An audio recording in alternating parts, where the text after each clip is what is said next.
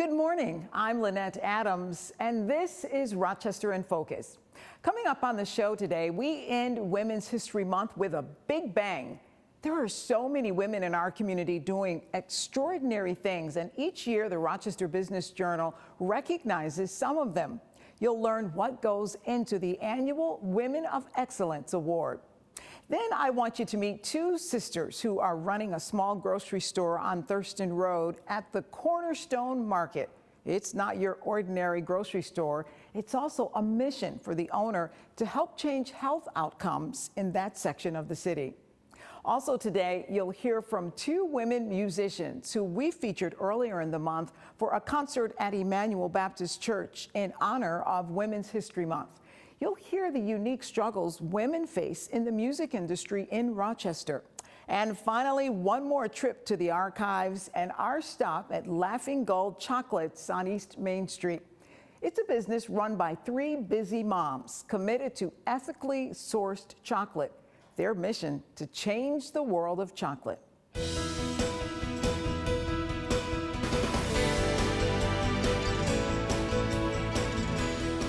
Each year, the Rochester Business Journal announces a list of women of excellence as well as women in the circle of excellence.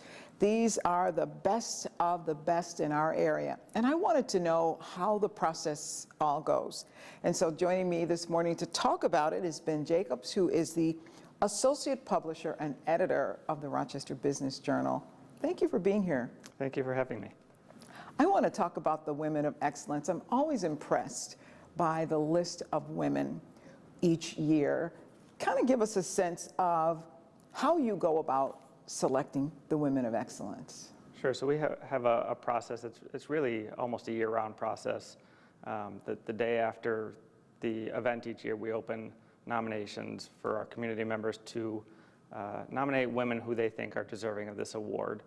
And then, as it gets closer to the event, we start promoting more to encourage people to nominate, and we always get a good response. There are so many women doing impressive things in this community, and so many people who want to recognize them and tell us that they deserve to be honored. So it's always great to see those nominations come in. So who is a woman of excellence? What are you looking for? Or what do the judges, I should say, look for each year? We're really looking for three things.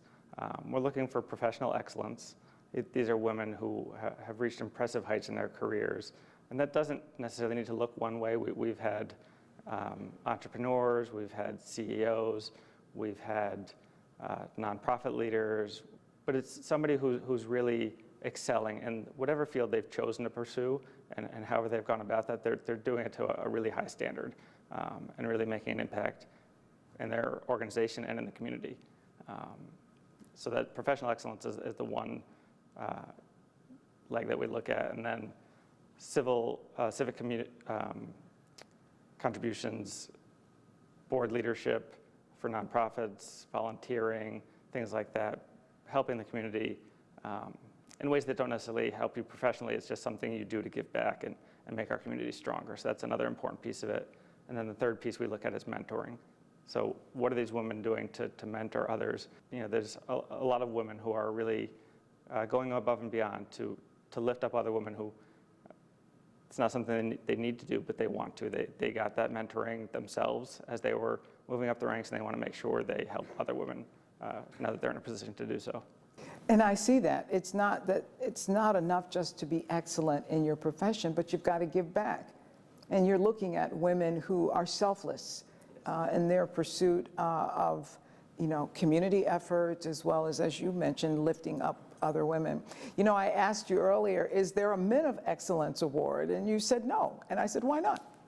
And I said, we have plenty of awards that men can win, but this award is just for women, and we don't have a similar award for men, and we don't think it's needed, but we think it's important to shine a spotlight on how many amazing women there are in the business community. I think there's still a perception that when you hear business, not as bad as it used to be, but you still think of men in the business world. But there's so many women doing amazing things. I think our first year, when we honored 40 Women of Excellence, somebody said to me that you won't be able to honor that many every year. You'll run out of good candidates. And that's not true at all. We get so many amazing nominations every year. There are so many impressive women doing amazing work in this community. It's really popular in Rochester. It's almost like winning an Oscar, I think, in the business world. For people, women who are watching this and thinking, you know, I'd like to get that award. I'd like to be awarded Women of Excellence. How should they be thinking about becoming a woman of excellence and meeting the criteria that you talked about? How can they prepare for that? I think just really focus on the three aspects that we look at, which is professional excellence, civic contributions, and mentoring, and really analyze where you are in those categories in your own career. And if it's something you want and you are willing to work hard to make sure your career has reached the heights that they're looking for, and to make sure that you're giving back to the community and that you're uplifting other women, it's definitely something you can achieve. We'll be right back.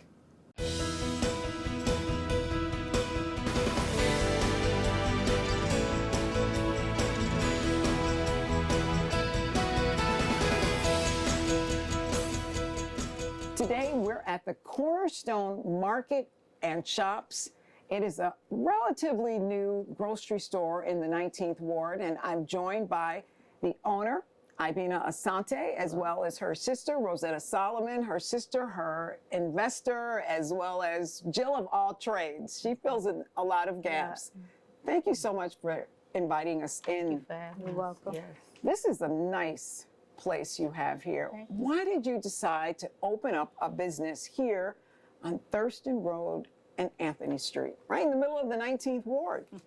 I get that question a lot, Lynette, and let me tell you this. It wasn't deliberate. We came to this area looking for a gift shop.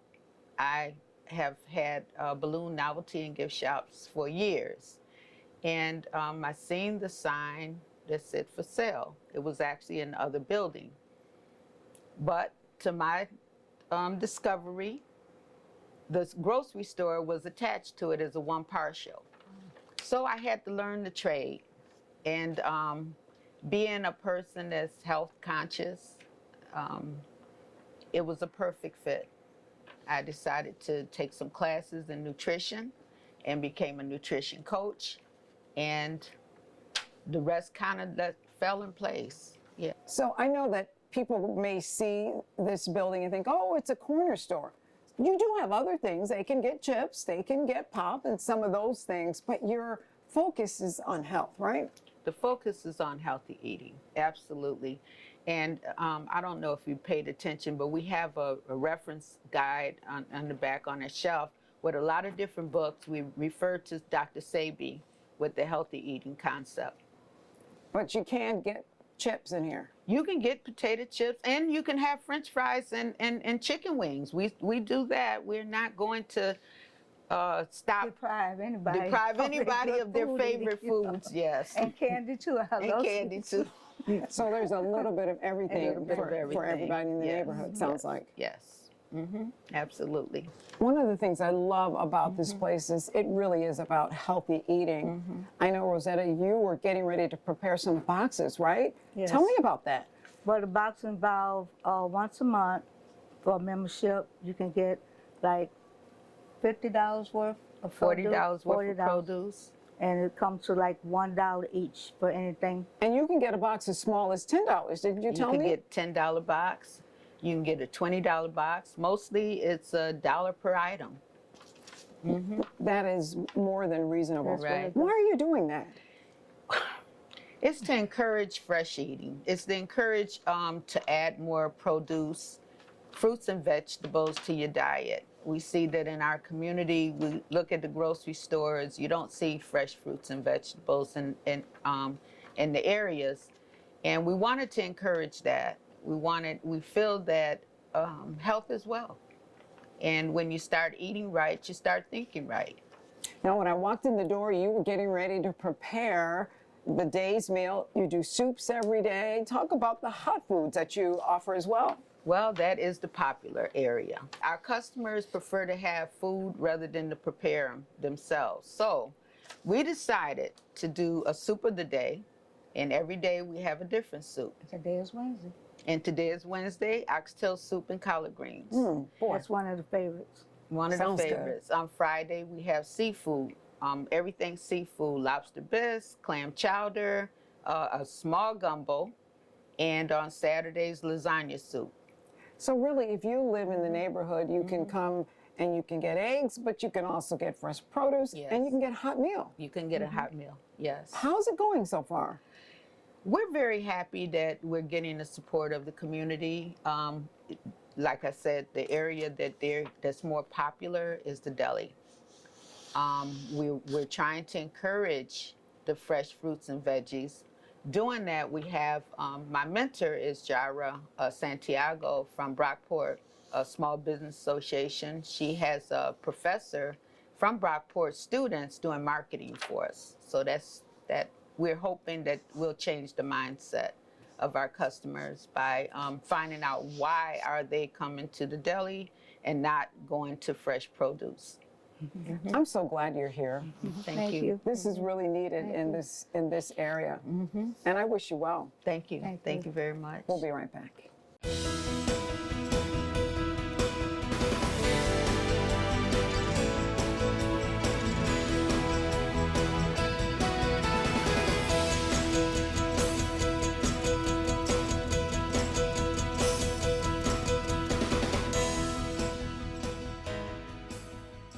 My three guests today are talking about women in music. This in light of the recent Concerts on Park, which is sponsored each year by Emmanuel Baptist Church. Well, actually, they do music all year long. And we're talking about this particular Concerts on Park because it also celebrated women. Yes, thank you very much, Lynette. We figured that with this month being Women's History Month, it'd be a great opportunity to actually give exposure and just introduce the community or reintroduce the community to local women performers and artists and showcase their talents and gifts and invite the community to join us in the celebration of women artists. Now, it's the Debbie Kendrick Project. That means you're in charge of the group. Talk about being a woman and in music here in Rochester. How has the industry treated women? Well, I don't feel that it's, from my experience, has been as inclusive as it could and ideally should be. All right, it's not terrible, and you know, I'm not criticizing it, but I found that in my experience, it seems you have to work a little harder, and I don't mind the hard work, you know, I enjoy that, but you have to seem to work a little harder to prove yourself, you know, and once you've done that, then yeah, you're welcomed in, but it just takes that, you know, I feel that if I were a man, I wouldn't have to work as hard, which on the other side to that is that hard work has given me experience. It's made me that much more determined to do what I feel that I need to do with my God-given talent. Sounds like it's made you a lot more resilient. It has, it has. Cindy, what about you? Has that been your experience as well? Yes, Debbie, thank you for being so articulate. Oh, okay. Yes, very much so. As a female horn player, it's been a lot of glass ceiling. I've been a professional musician in 5 cities, Rochester being the most recent. I will say Rochester has been the best of all the experiences. So I have a lot of positive to say about being here. I've been here 9 years now, and I'm in several different groups, and carved out a place where I feel like it's respectful and I have the opportunity to grow. So it's getting better and better. But it's been a slog for a long time. Just to give you an example, in high school I wasn't allowed to play in the jazz band because there were no women in the jazz band. And I had a classmate, we had about similar talents, and I watched him getting promoted while I was getting, so I started about 20 paces behind even to begin with. Michael, is that part of why you wanted to celebrate women artists and women in music? I believe that in terms of the work that we do at the church as a ministry, we really want to give everyone an opportunity to have a voice, to be able to bring their God-given talents and share them with the world or the community. And so in this case, we happen to be looking at the women performers. But for example, this summer, as we go into the 100 years of our church, we'll be hosting a music camp for children. So we'll be allowing the children in the community to come forth and perform and work with our musical director. So it's really about giving a space for the community to enrich the community and to just be viable and out there. Debbie, what could change things for women in music? What would make it better?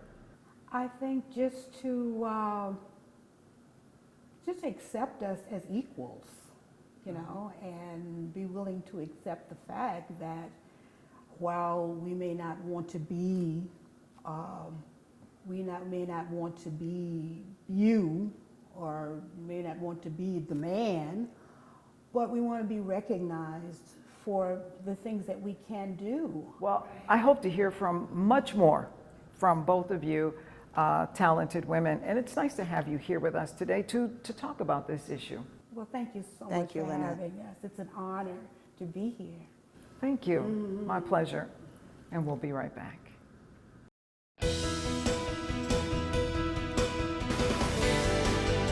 So when we purchase chocolate, we're probably thinking about taste. But my two guests today think about much more than the taste of chocolate. Joining me now, Lindsay Tarnoff, as well as Carla Carey, two of the three owners of Laughing Gull Chocolates on East Main Street in Rochester. And you talk a lot about ethically sourced chocolate. What is that all about? So there's a lot that goes into that. When we think about ethically sourced chocolate, there are kind of two main factors that we think about. One is people, and the other is the environment. It's really important. Like when we think about hiring individuals to work here in our shop, of course, we're going to pay them at the very least minimum wage. We pay everybody here a living wage. And that's really important here, but it's also important to the farmers who are working really hard to grow and harvest our chocolate.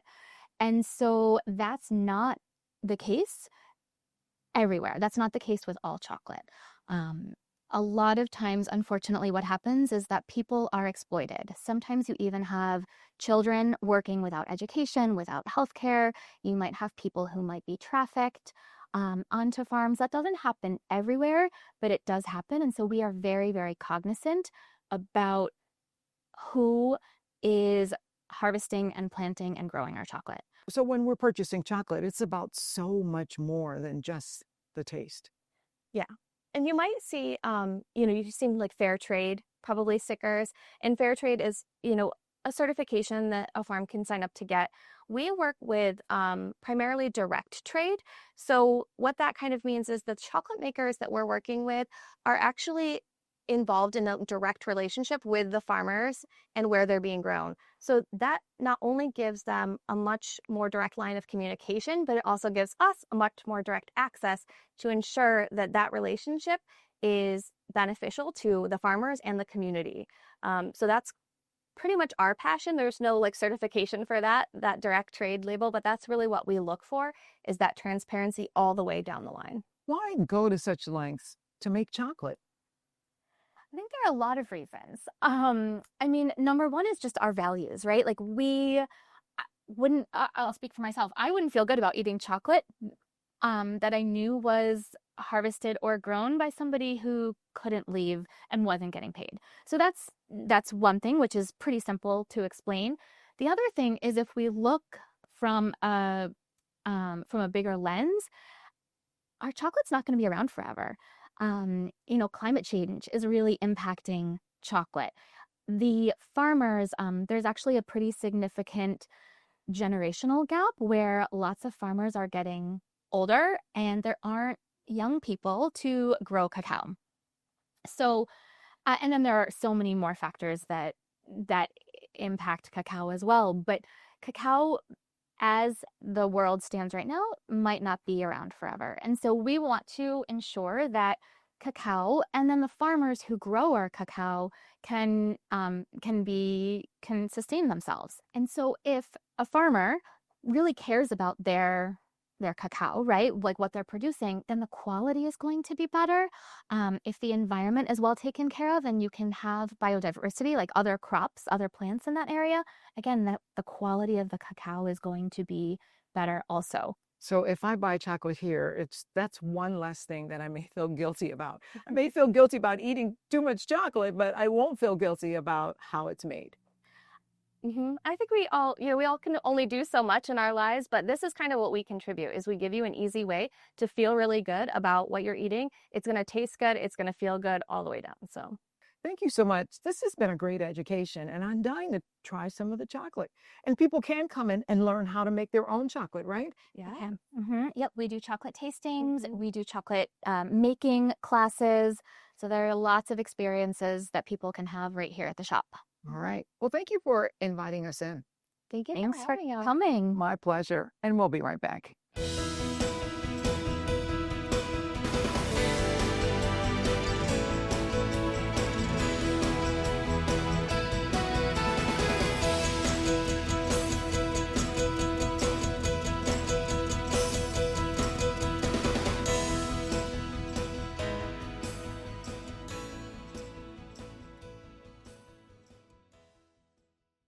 A big thank you to all of our guests today. And if you would like to join us as a guest on Rochester in Focus, we'd love to hear from you. You can contact News 10 NBC at 232-1010 or email us at rif@whec.com. Well, that's all the time we have today. Until next Sunday morning, have a great week.